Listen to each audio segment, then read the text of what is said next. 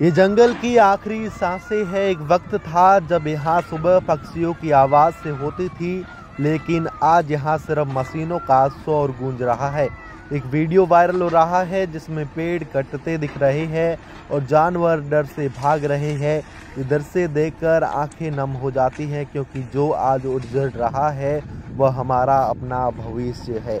आखिर ये वीडियो कहां से वायरल हो रहे हैं? सोशल मीडिया पर पिछले 2 दिनों से, जहां पर जो जंगली मोर है, जो जंगली पक्षी है, जो जंगली जानवर है, वह अपना घर बचाने के लिए चीख रहे हैं, चिल्ला रहे हैं। हैदराबाद के पास स्थित कांचा गच्चीबावली जंगल, जो 400 एकड़ में फैला है, पिछले कुछ दिनों से विवादों में केंद्र बना हुआ है।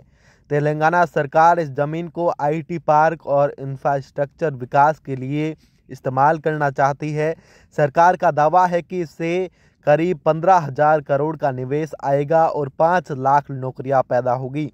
उनका कहना है कि ये ज़मीन सरकारी है और जंगल के रूप के आधारित तौर पर मान्यता प्राप्त नहीं है।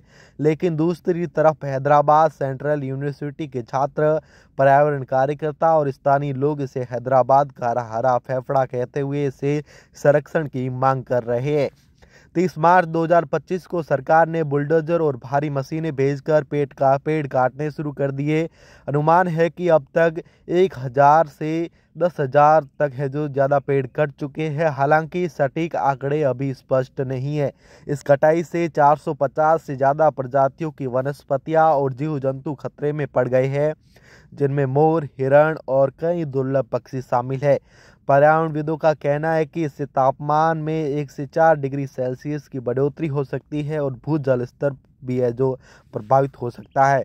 हैदराबाद सेंट्रल यूनिवर्सिटी के छात्रों ने इस कटाई के खिलाफ जोरदार प्रदर्शन किया। 30 मार्च को जब बुलडोजर जंगल में घुसे तो छात्रों ने इसे रोकने की कोशिश की, लेकिन पुलिस ने 50 से ज़्यादा छात्रों को हिरासत में ले लिया। इसके बाद छात्रों ने कक्षाओं का बहिष्कार किया और अनिश्चितकालीन विरोध की घोषणा की।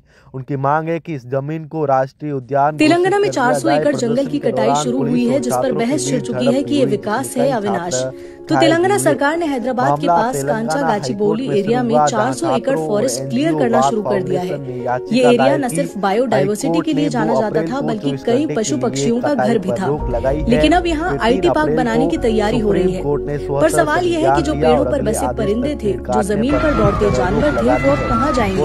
इसके लिए हैदराबाद यूनिवर्सिटी के स्टूडेंट्स, एनवायरमेंटलिस्ट और अपोजिशन पार्टीज प्रोटेस्ट भी कर रहे हैं। रिपोर्ट्स के मुताबिक 50+ अर्थ मूवर्स रात भर काम कर रहे हैं ताकि जंगल को जल्दी से साफ किया जा सके। लेकिन प्रोटेस्टर्स का कहना है कि ये सिर्फ पेड़ों की कटाई नहीं हो रही, बल्कि सैकड़ों बेजुबानों का घर भी उजाड़ा जा रहा है। सीएम रेवंत रेड्डी ने इस मुद्दे पर क्लैरिटी दी है कि ये लैंड यूनिवर्सिटी की नहीं, बल्कि तेलंगाना सरकार की है। लेकिन इस बात से प्रोटेस्ट और भी तेज हो गए हैं।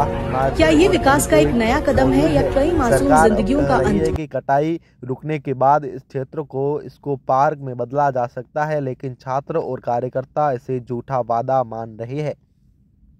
ये जंगल सिर्फ पेड़ों का ढेर नहीं, बल्कि एक जीवंत इकोसिस्टम है। यहाँ की हरियाली हमारी सांसों को ताजगी देती है और यहाँ के जानवर हमारी धरती का गहना है। अगर ये उजड़ गया तो हम अपने बच्चों को क्या दिखाएंगे? क्या विकास का मतलब प्रकृति का विनाश है? छात्रों की ये लड़ाई सिर्फ जंगल के लिए नहीं, बल्कि हमारे भविष्य के लिए है।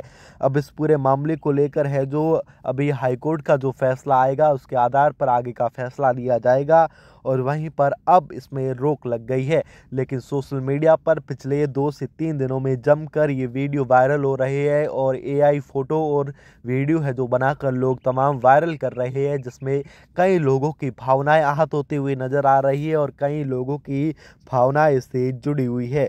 अब ये मुद्दा गर्मा चुका है और इस पूरे मामले को लेकर आगे क्या है जो कोर्ट फैसला सुनाता है, यह देखने वाली बात होगी। धन्यवाद।